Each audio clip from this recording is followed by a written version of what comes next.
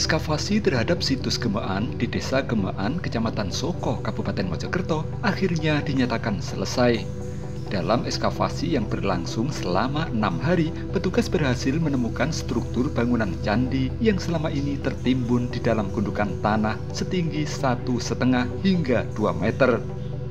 Ukuran candi yang ditemukan ini tidak terlalu besar. Panjang dan lebarnya hanya 6 kali 6 meter. Ini ya, ini nilainya adalah persegi tempat ya. Cuman ke 4 bidangnya itu ada bagian yang menonjol atau penampil ya. Namun untuk penampil yang utamanya ada di sisi timur, ini sebagai pratangga, sehingga tutur ini menghadap ke arah timur yang ditandai adanya pratangga. Di sekitar candi, petugas juga berhasil menemukan struktur pagar keliling yang panjang dan lebarnya sekitar 35 kali 35 meter persegi. Diduga, candi ini menghadap ke arah timur. Hal tersebut ditandai dengan ditemukannya terap tangga di sisi timur candi. Ini adalah yang panjang itu ya, 8 meter itu. 8 meter. Arah sini. Nah, sebenarnya di sisi sini juga ada. Pagar juga? Iya, pagar. Pagar keliling. Dulu waktu penggulutan untuk penanaman tebu, dicapai nanti ke sini. Dan juga di daerah sini juga ada, di barat laut dan juga di daerah barat daya. Sehingga nanti kedepannya ini perlu kami tambahkan untuk menunjukkan bahwa tadi ini ada pagar kelilingnya. Itu indikasi pagar ini setebal 59 cm.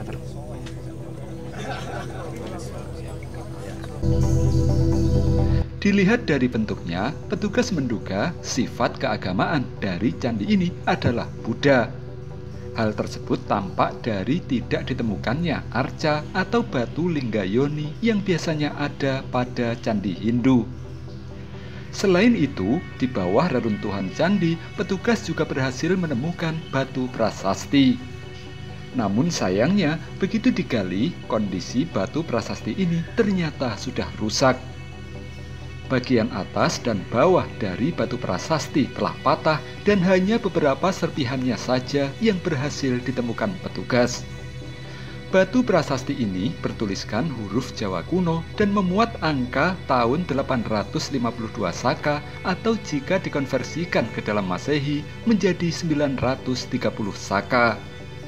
Tahun tersebut adalah tahun saat daerah di Jawa Timur ini dipimpin oleh Raja Pusindok yang telah memindahkan pusat kerajaannya dari Jawa Tengah.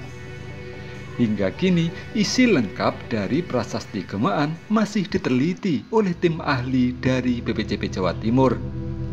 Namun di antara isi yang tertulis dan berhasil dibaca adalah pernyataan Raja Pusindok yang memberikan sima untuk didirikan tempat suci. Saat itu, tanah yang akan dibebaskan untuk mendirikan tempat suci diperintahkan dibeli oleh Raja seharga 3 kadi emas.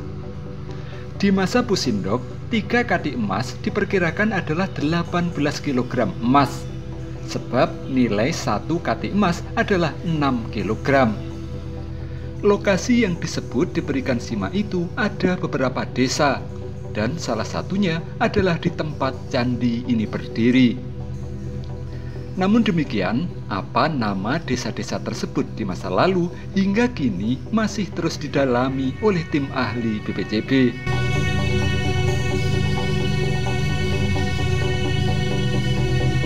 Prasasti yang kita temukan ini tidak dalam kondisi utuh karena ada bagian yang hilang, yaitu bagian kaki atau bagian bawah, sehingga kondisi yang ada sekarang ini baru sebagiannya dan jelas ini adalah bagian atasnya karena dia berbentuk kerucut menyerupai 5 atap rumah, kemudian di bawahnya yang hilang. Yang kita temukan sekarang ini tingginya sekitar 90, tebalnya 21 dan lebarnya sekitar 90 lebih juga. Selanjutnya yang ingin saya sampaikan tentang isi dari prasasti ini sedikit ya, karena kami belum sempat membaca semua. Pertama menyebutkan angka tahun, yaitu 852 Saka. Yang kedua menyebutkan nama Sri Maharaja Rakai Hino Empu Sindok. Yang ketiga ada menyinggung tentang pembelian lahan dengan 3 kati emas. Nah itu loh, baru sampai situ yang baru kita bisa pahami. Tetapi ada juga nama-nama daerah yang disebutkan utusan-utusan pada saat ini akan dibentuk atau diresmikan atau dibuat. Ada yang saya bisa tarik satu sedikit makna dari prasasti ini, yaitu bahwa Raja Empu Sindok tidak semena-mena membangun di lahan ini, tetapi lahan masyarakat dia beli. Jadi salah satu dengan 3 kati emas.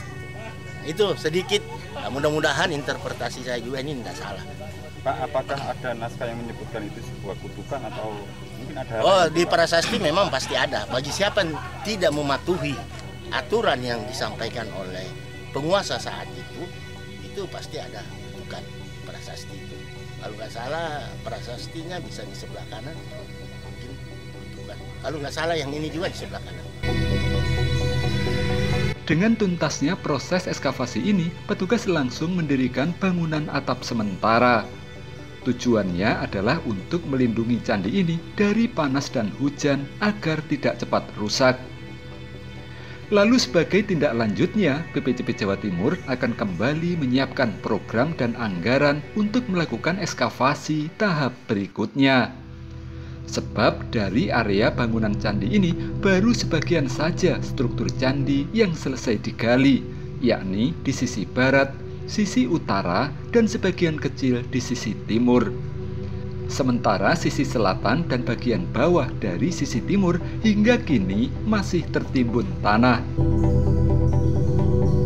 Terus Gemukan ini kan status lahannya masih milik masyarakat, dan sekarang kita juga masih dalam tahap penyewaan. Kemudian tahun ini juga mungkin masih ada lagi keinginan dari pimpinan lembaga pemberdayaan masyarakat Kaloka untuk melanjutkan ekskavasinya karena ini memang belum selesai. Nah, kami juga dari BPCB karena ini sudah didahului dengan Yayasan Kaloka, ya kami juga tidak akan tinggal diam. Kemungkinan juga kami akan alihkan kegiatan kami karena dengan adanya temuan prasasti itu bahwa ini walaupun candinya kecil tapi memiliki nilai yang cukup penting.